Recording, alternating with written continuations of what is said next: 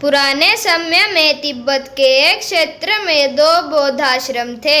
एक आश्रम का प्रधान बूढ़ा हो चुका था।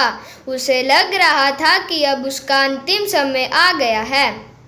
इसलिए उसने अपने एक शिष्य से कहा कि तुम अपने दूसरे आश्रम जाओ और वहां से किसी योग्य व्यक्ति को ले आओ जो इस आश्रम का प्रधान बन सके। शिष्य दूसरे आश्रम की ओर निकल गया। रास्ता लंबा था। एक आश्रम से दूसरे आश्रम तक पैदल चलकर पहुंचना होता था। इस यात्रा में 1 सप्ताह से भी ज़्यादा का समय लगता था। शिष्य कुछ दिनों के बाद दूसरे आश्रम पहुंच गया। उसने वहां के प्रधान से कहा कि हमारे आश्रम के प्रमुख अब बूढ़े हो गए हैं और वे अब ज़्यादा दिन तक नहीं जी पाएंगे।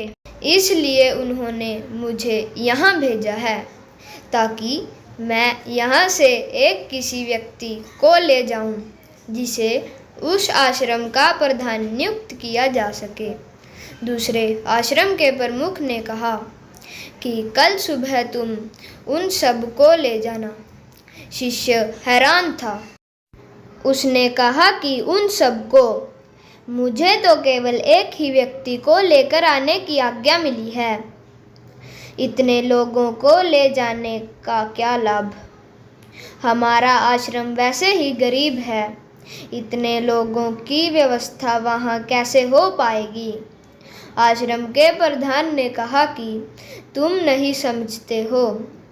यहाँ से सैकड़ों जाएंगे, लेकिन वहाँ कोई एक भी पहुँच गया तो इसे तुम अपना सौभाग्य समझना। अगले दिन आश्रम से 100 लमा उस शिष्य के साथ चल दिए। रास्ते में कई राज्य आते थे। अगले ही दिन 100 लमों में से अधिकतर अपने अपने राज्य के पास पहुंचते ही ये बोलकर चले गए कि मैं कुछ दिन माता पिता और परिवार के साथ रहकर आता हूँ। मैं यहाँ बहुत दिनों से नहीं आया हूँ। इस तरह 1 सप्ताह के बाद शिष्य के साथ केवल 10 ही लम्हा बचे थे। अब शिष्य सोचने लगा कि दूसरे आश्रम के प्रमुख ने सही कहा था। अब देखते हैं इन 10 का क्या होता है। यात्रा चल रही थी। तभी कुछ सन्यासी आए और बोले कि हमारे आश्रम को प्रधान की ज़रूरत है। कृपया इनमें से किसी एक को हमारे साथ भेज दें। इसके बाद 10 में से एक को उनके साथ भेज दिया। अब 9 लम्हा बचे थे। कुछ समय बाद एक राजा के कुछ सैनिक आए और बोले कि राजकुमारी का विवाह है और हमें 3 सन्यासियों की आवश्यकता है। कृपया 3 हमारे साथ चलें। शिष्य ने 3 को और भेज दिया। अब उसके साथ 6 ही बचे थे। कुछ समय बाद उनमें से भी 4 अपनी मर्जी से कहीं और चले गए। अब शिष्य के साथ 2 ही लम्हा शेष थे। तभी एक सुंदर स्त्री आई और उसने कहा कि मैं पहाड़ों में पिता के साथ रहती हूँ। आज पिता बाहर गए हैं। रात में मुझे डर लगेगा। कृपया कोई एक सन्यासी सिर्फ 1 रात के लिए मेरे साथ चले जिससे मेरा भय दूर हो सके। सुंदर स्त्री को देखकर दोनों लम्हा जाने के लिए तैयार हो गए।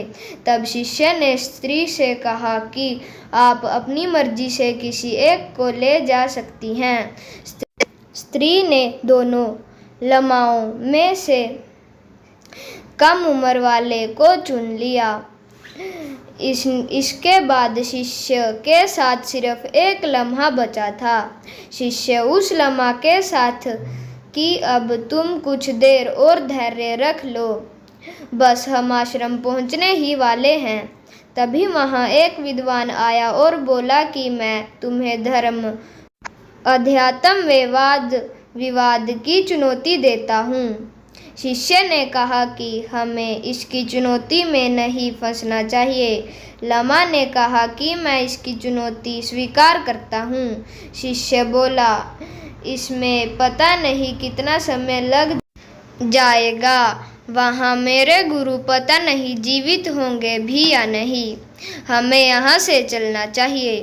लामा ने कहा कि मैं ये चुनौती छोड़कर नहीं जा सकता। तुम अभी जाओ। अगर मैं जीत गया तो आश्रम का आ जाऊंगा। अगर हार गया तो मुझे इस विद्वान का शिष्य बनना होगा।